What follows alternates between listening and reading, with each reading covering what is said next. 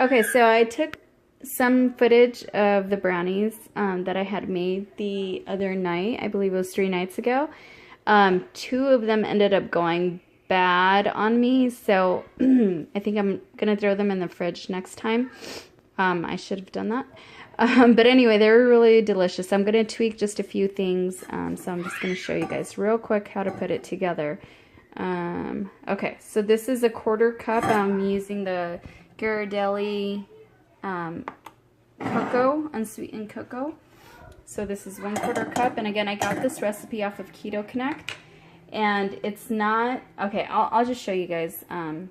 Anyway, so this is 2 tablespoons of almond flour. Let me grab the other one here. All right. And their recipe actually calls for coconut flour. I don't have that, so I'm using almond flour. And again, I used that the first time and it was just fine. And then it also says a pinch of salt. So let me go ahead and do that. I'm just going to grind up just a little bit of salt here. Okay, so you just mix this up, set it aside. Then you're going to mix your other ingredients in a separate bowl, which are over here. Okay, so I'm using this calorie-free stevia sweetener that I find at Aldi, and seriously, this bag is like $4, so it's like half the price of what stevia usually costs in that size. So, and again, 2/3 cup. Their recipe calls for half a cup of stevia or erythritol. Erythritol, however you say it.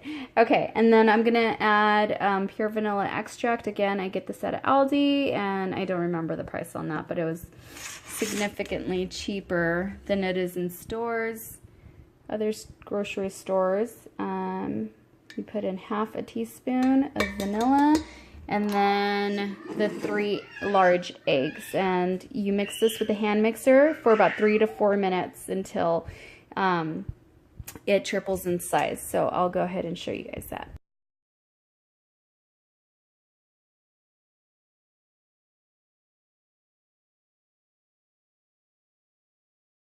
Okay, so now it's time to melt down the baker's chocolate. And I picked up this Lindt. It's 90% cocoa, as you can see, Supreme Dark. And they want 2 grams of, I'm sorry, not 2 grams, 2 ounces of chocolate, baker's chocolate. So what I'm going to go ahead and do, it says you can use a double broiler or do it in the microwave, but I did it in the saucepan last time. I just sprayed this with some coconut spray, and yeah, it was just fine. Let's see, so it melted down just fine. What I'm changing in this recipe, you gotta melt down the chocolate first and then add the butter. Okay, so I was saying what I'm changing in this recipe is the amount of butter. It calls for a whole stick of butter, but it came out very, very moist and buttery, which is not a big deal, but I'm gonna try a little bit less. I'm actually gonna only put 6 tablespoons of butter instead of the full 8, which would equal 1 stick. So I'm gonna see if that little bit of difference makes a difference in how the brownies come out. Okay, so there is 6 tablespoons of butter. Unsalted butter is what I'm using. Let's see. So yeah, you just go ahead and wait until it melts all down and whisk it. Okay, so you're actually going to fold in the egg mixture, and you divide it into 3 parts. And you do this, you just fold it in, mix it in, whatnot. It looks really pretty, looks like an art project. It always reminds me of those cool cappuccinos that have designs in them. So yeah, you get your little fix of art here too, food art, right? Okay, so you do that with the wet mixture, and then we're gonna go ahead and place the dry ingredients in here as well. So go ahead and do that. This is my second Okay, so it's getting thicker now. It's going to be even thicker with the dry ingredients. I actually used a different type of chocolate, baking chocolate, the first time. So it looks like this Lindt chocolate is working better because, again, it's thicker. The batter isn't as thin, so I think these are going to be awesome. Okay, if you like my little spatula, I picked this up at Target. It's the Threshold brand, and it's $5. Only $5. It was a really cool find for me. Okay, so go ahead and do this with the dry ingredients and keep mixing and folding it. Alright guys, so there it is, all mixed up, and it's very thick, much thicker than the first time I made these. So I'm excited for that, and you'll be able to see the difference because I do have footage of the first time I made it and of the batter and how they came out. So I went ahead and sprayed a loaf pan. I got this at Ross. It was like $6. So yeah, you can pick them up for relatively cheap. And just go ahead and pour in your batter and place it in the oven. Okay, so what a difference. So much thicker than the first time I made these. So I'm hoping they're going to be that much more delicious because they were delicious the first time after my little trick that I'll show you guys. So 325 degrees for 50 to 55 minutes should do it. So this is how the brownies came out.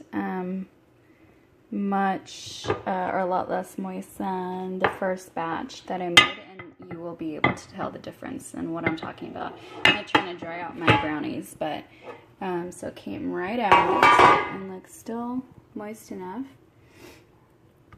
Okay, so you just cut this into 8 squares. And each square will have 5 grams of carbs in it. So it's very, very satisfying, and it will definitely fulfill your sweet tooth. Okay, so this is how you actually plate it up. Hopefully it's not too dark here. Okay, so you just place 1 square, and this is what's gonna make it actually taste like sweetened brownies. Because right now, it's very bitter, guys. If you just taste it by itself, if you like dark chocolate, that might be your thing, but it's not my thing. So I just go ahead and put a little bit of the sugar-free. Let's see. Come on. This stuff is like liquid gold to me. Look how beautiful that looks, too, right? And if you want to add some Ready Whip on top, too, you can do that. But this chocolate right there is gonna make it, guys. And then you just have your glass of almond milk or cashew milk or coconut milk, and you are set. Like, this is seriously, this got me through what, like 3 or 4 of my sugar cravings, and I didn't have to cave to anything else. So you guys gotta try it. It's awesome. And again, this batch came out less moist, so I'm gonna see if I'm gonna go ahead and add in the rest of the 2 tablespoons of butter. But yeah, this is awesome, guys. Taste it. All right, until next time, bye, and subscribe. Don't forget to subscribe for more videos. Bye, guys. I followed Keto Connect's recipe for brownies, so that is what the batter looks like. If it comes out fine, then I'm gonna go ahead and recreate it and tape it for you guys, or record it for you guys later, so you guys can see what's inside of the brownies. But I wanted to taste them first before I put that out there. They're supposed to be good, but we'll see. The batter looks a little bit thin, so we'll see how that rises. All right, I will show you when it gets out. All right, so this is what it looks like out of the oven, and it looks good. It is still moist. You can tell it's still moist, and it's not hard, like super hard on the edges. And yeah, all of that butter in it really helped it contain the moisture. And plate it up and see what that looks like. Okay, so it's still really moist in the center, and I think I could have left it in for another few minutes. Oh, it's out of focus. Let me see. There you go. Yeah, it looks like I could have left it in for a few more seconds. So I might pop it into the microwave just for a minute, just to make sure all of that is cooked. All right, and then I did taste a bit of it, and it is bitter because we're using unsweetened chocolate. And I used stevia powdered sweetener for that, and yeah, it's still bitter, so it's definitely not sweet. It kind of fell apart right here, again, because it was really fragile still. But let me see, I could pick this up and it doesn't fall apart, so that's a good sign, I think. Let me see, it's still warm, of course. Oh, a little piece fell off. But trying to see what is, yeah, it looks like I could have, yeah, I could go back into the oven for a few minutes there. So I think I'm just gonna pop this into the microwave and then powder it, or not powder it, but put some stevia on top, just to sweeten it just a bit, or some Ready Whip would be good too. So I'll go ahead and show you guys that. Okay, I threw some Ready Whip on there, and it came out of the microwave, and because of all of the butter that's in there, well, let me show you, it got even more moist. So I'm gonna see how the other batch comes out, or the rest of the batch comes out of the oven, and see if it isn't as moist.